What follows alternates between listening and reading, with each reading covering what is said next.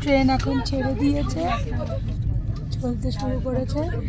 আর তার সাথে চলে এসছে আমাদের এখন জলের বোতল। ফার্স্টে সবাইকে দিয়ে দিল। এই যে দুজনে বসে আছে, এরকম করে হাই করো একটু।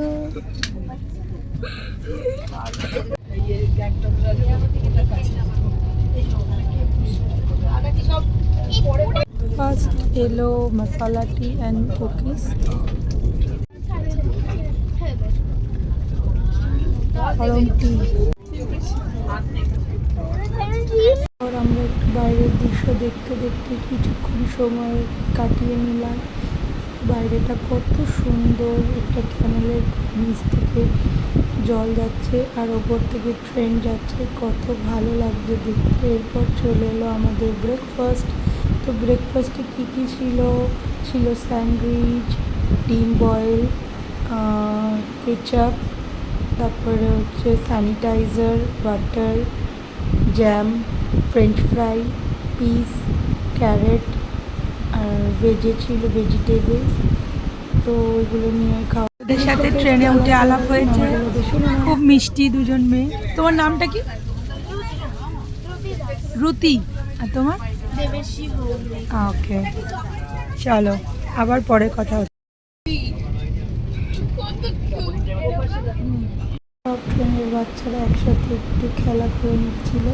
তো ওদের 6 ঘন্টা টাইম কাটাতে ওদেরও নিজেদের মধ্যে ব্যস্ত ছিল, ওরা ওখানেই খেলাধুলা করছিল সবাই মিলে।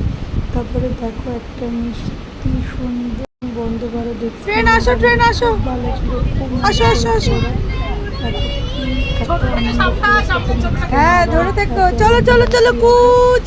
ছোট ছোট বাচ্চারা, চলো চলো চলো, ট্রেন যাচ্ছে, চলো যাও যাও।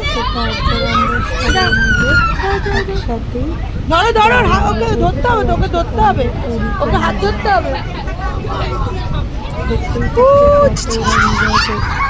তো দেখো এবার আমরা পুরীতে নেমে গেলাম স্টেশনে। তো ও আমার হাজবেন্ড আগে থেকেই দাঁড়িয়ে ছিল, ওখানে ওয়েট করছিল আমাদের জন্য।